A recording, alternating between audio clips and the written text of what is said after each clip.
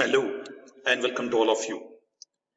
Today, let us understand about the pharmacovigilance.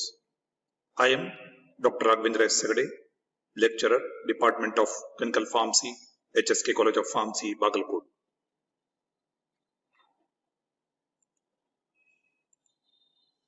The learning objectives upon completion of this lecture session would be: you should be able to define what is pharmacovigilance, the scope of pharmacovigilance, aims of pharmacovigilance, definition of adverse drug reaction and adverse events, both are not same, side effects, an historical overview of pharmacovigilance. Now let us start the definition of pharmacovigilance. Pharmacovigilance is also called to be as PV, in short term abbreviation. It is abbreviated as PV. So pharmacovigilance is derived from two Greek words.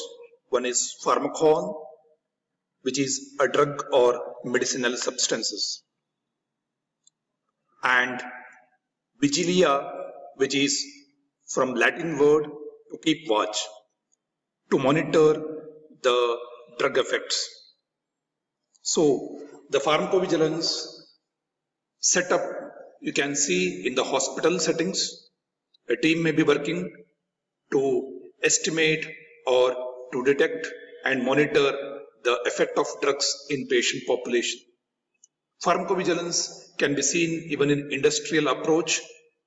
For preparation of new drug clinical trials, a pharmacovigilance team will be there to detect adverse drug reactions and how the drug behaves in large amount of population. It can be seen even in public research as well. Now, WHO defines pharmacovigilance in this manner. It is a science of activities relating to the detection, assessment, understanding and prevention of adverse events or drug-related problems. In further slides, we will see what is adverse events and adverse drug reactions. Both are not same, but many times many healthcare providers, they use synonymously, but they are quite different. So having said that, I would like to tell again, it's a pharmakon is nothing but drug vigilance to keep watch. So you are watching the drug effects in the patient. Now let us understand the scope of pharmacovigilance. The scope of pharmacovigilance has been extended beyond the prevention, identification and management of adverse events or drug-related problems. The extended scope of pharmacovigilance includes: 1. Identification and prevention of medication errors, to identify and prevent all the medication errors. Identification of substandard, spurious, falsely labeled, falsified and counterfeit medicinal products.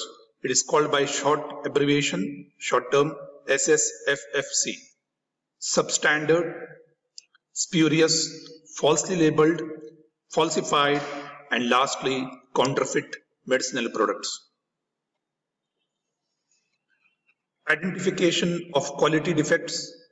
So you are identifying the defects in quality to ensure the qualitative product.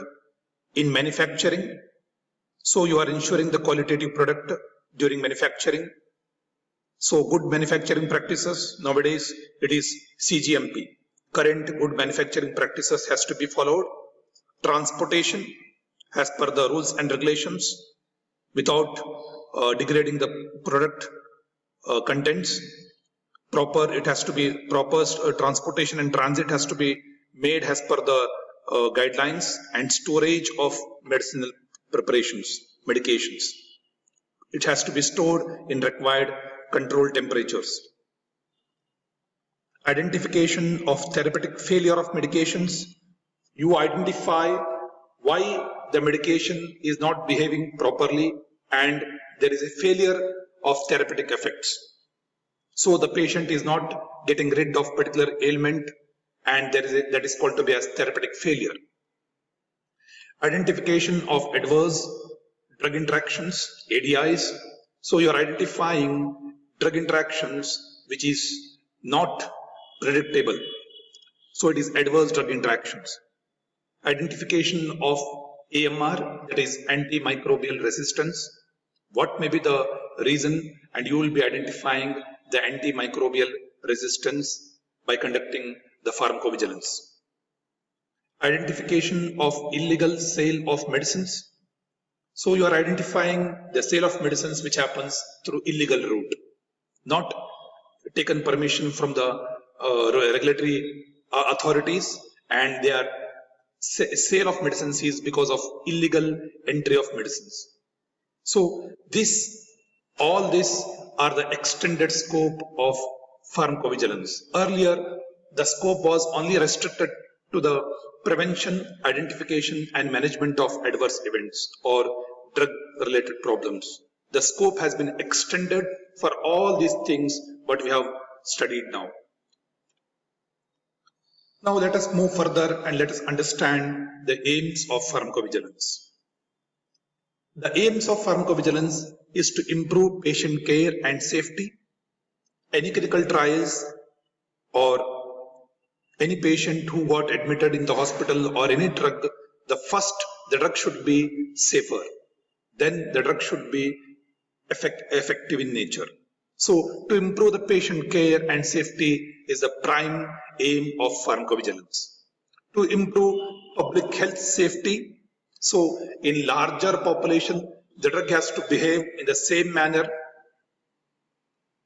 To assess the benefits, harm, effectiveness, and risk of the therapy.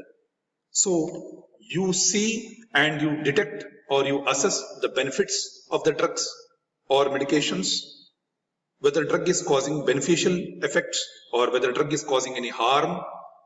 Drug is found to be effective in large amount of population or anything of risk possessed by the drug therapy. So you assess all these things. That is the main aim of the pharmacovigilance. Now, when we compare the pharmacovigilance, or when the administrator or any pharmaceutical advisor or the decision-making authority, always he should keep into mind that drug, whenever he is giving the drug, he should see the risk is more or benefit profile is more. So if risk is weighing more, then it has to be avoided. Always the therapeutic benefit should weigh more. Okay, it should weigh more, and the risk should be very, very minimum, or there should be no risk at all. So this is risk versus benefit analysis, whether risk is more or benefit is more. If I want to tell example of this one here, we can see the fear of immortality, avoidable and reversible side effects. These are weighing less, and benefits of future discoveries, cancer prevention, better health, longer life. The benefits are more. So we can give the drug to the patient because the benefit of the risk is less and benefit is more. So the benefit outweighs the risks. Again, we can see other example here where risk is more and benefit is less. So the risks may be, after giving the drug therapy, we can see many unwanted effects or adverse effects are seen in the patient, like constipation, low testosterone in men. So he may become impotent, addiction problems, drug abuse problems, dependence problems, misuse of the drug, fractures may be seen, overdose. So when all these things, when there is a substantial risk is there in the patients, so which is more than the benefits. Reduced pain more than placebo in short-term studies, but only it is for short-term studies. So pain has been reduced, but all the things has been notified because of adverse effects of the drug. So the benefit and risk analysis, if they do, the risk is substantially higher than the benefit. Now we shall understand the definition of adverse drug reactions which has been given by the World Health Organization. A response to a drug which is noxious is harmful, and unintended, which is not because of intention. You don't want that reaction. It is unintended, unpredictable, usually not predictable. So a response to a drug which is noxious and unintended and which occurs at doses normally used in man. So normal doses used in man for the purpose of prophylaxis, diagnosis or therapy of disease or for modification of physiological function.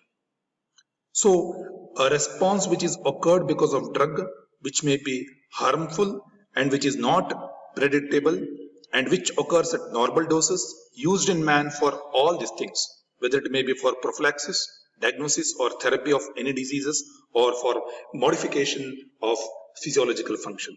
This definition has been given by the WHO, World Health Organization, defining adverse drug reactions.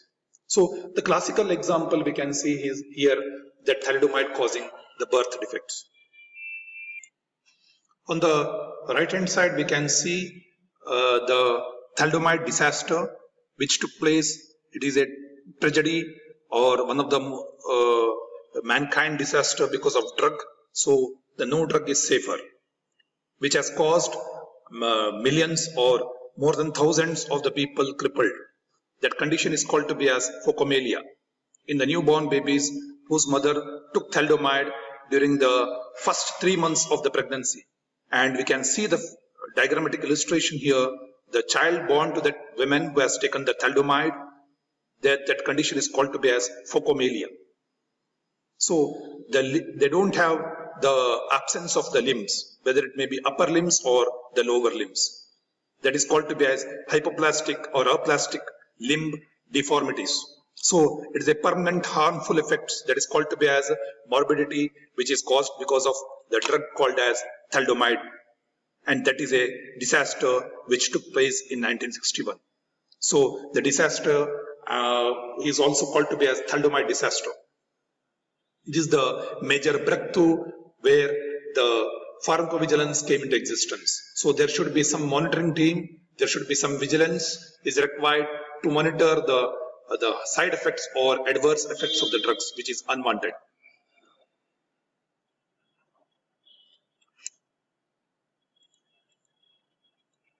Now let us define what is adverse drug event.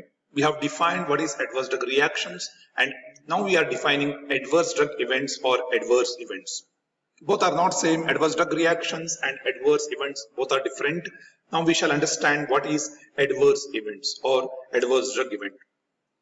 An adverse drug event or adverse events is an untoward medical occurrence which does not necessarily have the causal relationship with the treatment.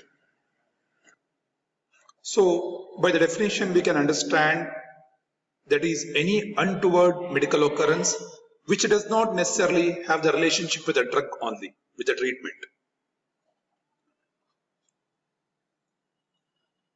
For example, a person meeting with a road accident after taking a sedative is an adverse drug event, as the accident cannot be only attributed to the sedative entirely. Even the road accident after meeting with road accident, it is not only because of sedative agent. So it is not, we cannot tell that is because of drug only. That may be some other factors which may be involved over there. So we cannot tell it is because of completely it is because of the drug or the adverse events have taken place because of drug moiety. Now we can see the difference between the adverse drug reactions, adverse events or adverse drug events and DRPs. If you see here the diagrammatic representation of the drug-related problems, the drug-related problems as per the Hepler strand, which is a very big thing. All the drug-related problems is a major issue, where adverse drug events and adverse drug reactions will come under the drug-related problems. So we can see adverse events will come under the drug related problems, and in adverse events there are ADRs. So ADR is small. So we can see the ADR is small. Adverse events will come under the ADRs will come under the adverse events, and whole adverse events will come under the DRPs. DRPs includes adverse events and adverse drug reactions. Drug related problems is drug related problems. It may be adverse events, it may be adverse drug reactions. So I should be clearly define what is drug related problems. Now we have to understand the different drug related problems which has been given by Hepler and Strand. We can see the 8 drug related problems. First one is untreated indication. The indication which is not treated. Drug use without indication. They have used the drug that is not at all indicated for that patient. Improper drug selection. The selection has been made improper. So because of many things, and maybe because of misdiagnosis, wrong diagnosis, or because of lack of knowledge, improperly they have selected the drug. That may be DRPs. Subtherapeutic dosage, the dosage which is not given as per the therapeutic benefit. So they have given subtherapeutic dosage. And overdosage, we can see overdosage. Subtherapeutic dosage, when you give the dose below the therapeutic level, the therapeutic efficacy or benefit is not seen. And when you give the drug overdosage, so the dose will become toxic dose. So always it should lie between minimum effective concentration to the maximum safe level. Okay. If I draw the diagram here, the diagrammatic representation, if I draw the diagram here, and this may be the drug effects. Suppose this may be the minimum effective concentration, and this may be the maximum safe concentration. So as per the TDM principle, that is therapeutic drug monitoring, it should lie in this area. That is called to be as the therapeutic window. It's called to be as the therapeutic window or therapeutic concentration range. So this range, which is called to be as the minimum effective concentration to the maximum safe concentration. This range is called to be as, when drug crosses more than this, it will become the toxic dose. Here, when crosses the maximum safe concentration, this dose will become the toxic dose. So the drug should lie always within this window. That window is called to be as therapeutic window, or it's also called to be as a therapeutic concentration range. Okay. Overdose is also a problem, underdose is also a problem. So he is not getting benefit. Failure to receive the drugs. He has not taken the drug, and it has failure to receive, has not taken the drug because of some other problems. Drug interactions, and lastly adverse drug reactions. All these one are said to be DRPs, drug related problems. Okay, these are all different 8 types of DRPs as per the Hepler and Strand. Hepler and Strand.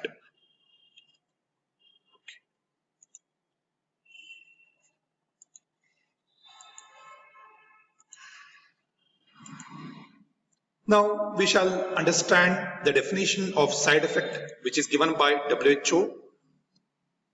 A side effect is an unintended effect of a pharmaceutical product. So it is unintended effect of a pharmaceutical product occurring at doses normally used by a patient, which is related to the pharmacological properties of the drugs.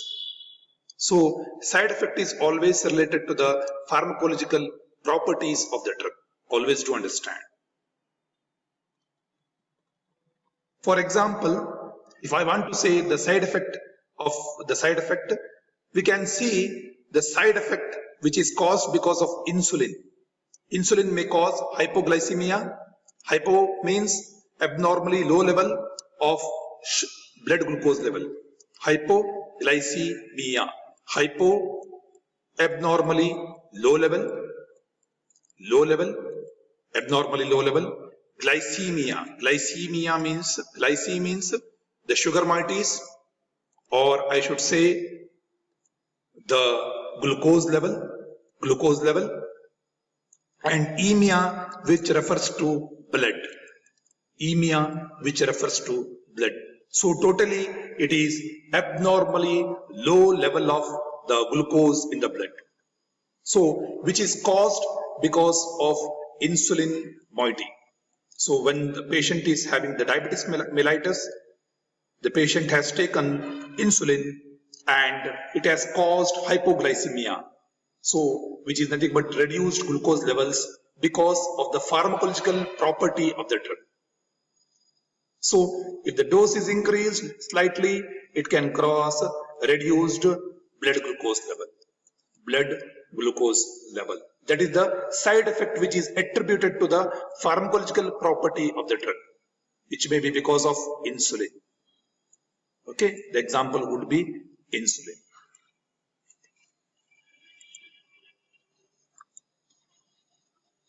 Other examples because of drugs, we can see the ACE inhibitors causing side effects. We can easily remember captopril, the brand name captopril. So captopril, which can cause most commonly noted side effects which we come across in the hospitals because of ACE inhibitors, angiotensin converting enzyme inhibitors, that is cough, anaphylaxis, palpitations, taste, but in hospitals we see more patients are having the cough problem, dry cough, because of ACE inhibitors. Orthostatic hypotension, potassium elevated, the potassium levels will be elevated in the patients, renal impairment, impotence, and leukocytosis. These are the side effects which are caused because of ACE inhibitors. The example would be the captopril.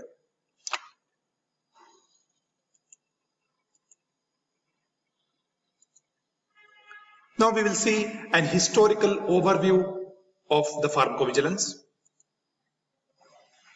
In this diagram, we can see how the side effects have taken place from 1848 till 2017. Okay, this I have taken from Springer, an article. So in 1848, we can see the Hanna's death caused by chloroform. 1937, we can see USA with solvent diethyl glycol, sulfanilamide. Now we will see the diethyl glycol.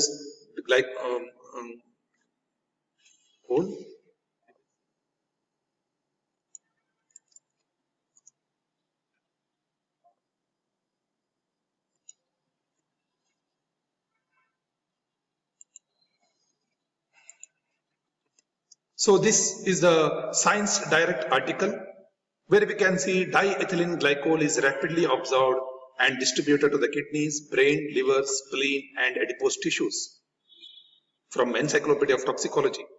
Okay, so diethylene glycol, toxicokinetics, how toxicity it is rapidly absorbed and distributed to the kidneys, brain, liver, spleen, and adipose tissues. The kidney receive most of the DEG, and you can see all these things. So it can cause renal toxicity, it can cause all those toxicities. So renal toxicity. Okay, so all these problems and that took place, their pharmacovigilance is required to monitor the adverse effects of the drugs. One more, I want to show you one more example, that is elixir sulfanilamide. Elixir sulfanilamide was an improperly prepared sulfanilamide medicine that caused mass poisoning in the United States in 1937. It caused the deaths of more than 100 people. The public outcry caused by this incident and other similar disasters led to the passing of 1938 Federal Food and Drug Cosmetics Act. Okay, so there should be stringent rules and regulations to regulate the drugs because it has caused the drug death, that is elixir sulfanilamide. Okay, so elixir sulfanilamide preparations, and we can see here diethylene glycol is poisonous to humans and other mammals. Okay, this study has been conducted here. So stringent rules have been come up to evaluate the safety and efficacy parameters of the drugs.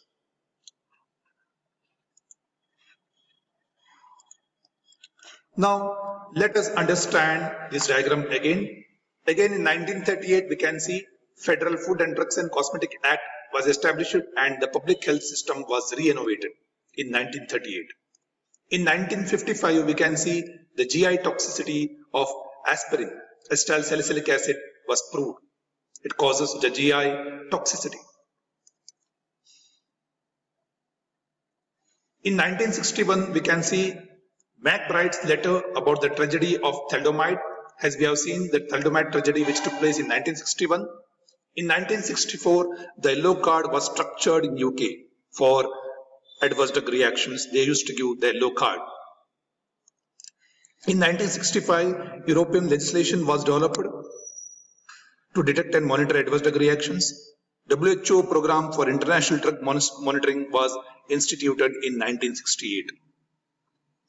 In 1995, European Medical Medicines Agency was set up. In 2001, IDORA Vigilance was funded. 2012, new European pharmacovigilance legislation was started. And in 2017, new IDORA Vigilance format came into existence in 2017. This has dramatically, we can see the historical perspective of pharmacovigilance, how from 18th century to 21st century, how the changes has been taken place, how the regulations has been made very strict. There are some monitoring agencies, some authorities who are constantly, continuously monitoring about the safety and efficacy parameters of the drug therapy. Now, summary, the whole summary is a science of activities relating to the detection, adverse drug reactions, assessment, understanding and prevention of adverse events or drug-related problems.